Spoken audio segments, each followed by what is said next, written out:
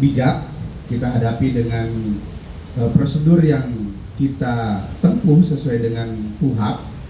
Ya, kalau adanya upaya-upaya atau mungkin sebagaimana teman-teman ketahui atau lihat, ada yang mantan pejabat yang masih merasa menjadi pejabat dan lain-lain, kami tetap berpedoman pada KUHP yang mengatur di dalam proses pendidikan ini. Saya mengajak, mari kita sama-sama seluruh elemen untuk memberikan edukasi kepada masyarakat bagaimana cara berhukum yang benar dan baik, bagaimana cara berhukum yang sesuai dengan norma-norma yang sudah diatur di dalam Kitab Undang-Undang Hukum Acara Pidana, bukan melalui narasi di media sosial, bukan melalui narasi-narasi provokatif yang sifatnya hoax atau yang sifatnya tidak benar. Semua ketentuan prosedur ada rambu-rambunya. Kalau ada hal-hal yang merasa tidak tepat, ada mekanisme yang disebut pra-peradilan. Atau apabila menemukan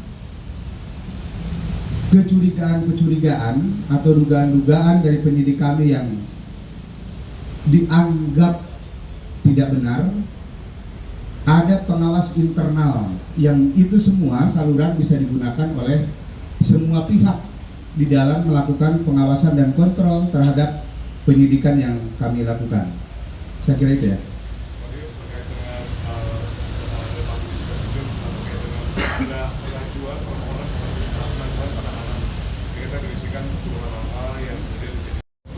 Hari ini tanggung jawab tersangka dan barang bukti sudah menjadi tanggung jawab dari pihak jaksa penuntut umum.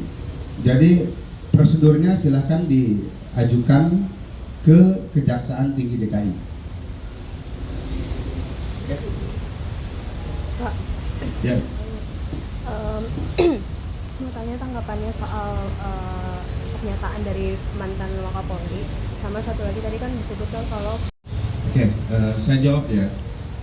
Jadi baik tentang adanya statement atau pernyataan dari mantan pejabat Polri, kami perlu sampaikan bahwa Polri ini anti kritik. Polri tidak alergi dengan adanya kritik, saran, dan masukan. Kami berterima kasih dengan beliau yang sudah memberikan masukan. Tetapi perlu kami luruskan kepada publik.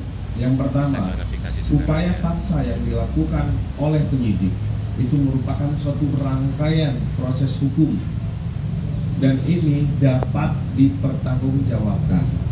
Termasuk kami ingin meluruskan kepada masyarakat sekalian bahwa terhadap orang yang akan dilakukan penahanan, kewajiban dari penyidik adalah melakukan pemeriksaan fisik dan psikis kepada tersangka yang akan dilakukan penahanan. Apakah yang bersangkutan memiliki penyakit bawaan atau memiliki penyakit menular? Karena ini kan akan bergabung dengan tahanan lain. Untuk dilakukan pemeriksaan kesehatan tersebut di Rumah Sakit Polri Kramat Jati, kita pasti sudah mengetahui bahwa Rumah Sakit Polri Kramat Jati memiliki dokter perlengkapan yang lebih dibandingkan dokes yang ada, sehingga ini memberi ruang penyidik menghormati hak asasi manusia, termasuk yang disampaikan bahwa ada kezoliman. Kami luruskan bahwa dengan memberikan perawatan ditemukan adanya penyakit bawaan dari dua orang tersangka. Ini dilakukan perawatan secara medis, ini sebagai syarat bahwa Polri itu menjunjung tinggi hak asasi manusia, termasuk terhadap salah satu tersangka diberikan ruang pada saat melaksanakan ujian. Mungkin teman-teman sudah melihat ada dokumentasi yang sudah naik di media sosial maupun televisi, diberi ruang kesempatan untuk melaksanakan ujian. Jadi saat proses pengobatan yang bersangkutan di Rumah Sakit Polri ini juga diberi ruang bagi keluarga, tim kuasa hukum, termasuk simpatisan tadi yang Mbak tanyakan itu merupakan bagian dari simpatisan. Ini diberi ruang untuk bisa membesuk dua orang tersangka tersebut. Dan itu sebenarnya langkah-langkah penghormatan terhadap kemanusiaan yang dilakukan. Jadi kami meluruskan, ada tokoh yang menyatakan kezoliman, coba Bapak bisa melihat lagi apa langkah-langkah yang dilakukan. Jadi memang kalau dalam upaya hukum kami tekankan sekali lagi, ini bukan terhadap personal, bukan terhadap profesi, bukan terhadap ketokohan, tetapi terkait tentang laporan seseorang warga masyarakat dilengkapi dengan alat-alat bukti, keterangan saksi, ahli, dan lain-lain, sehingga ditetapkanlah sebagai tersangka. Jadi proses itu yang harus kita sama-sama mengedukasi.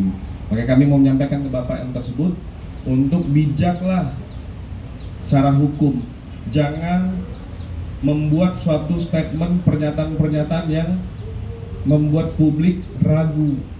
Harusnya dengan beliau yang memiliki kemampuan, apalagi untuk kemarin kita dengar bersama-sama dinyatakan bahwa dua orang tersangka itu sehat.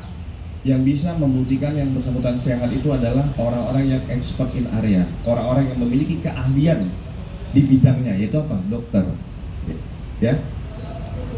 Yang kedua terkait dengan marak begal beberapa waktu lalu.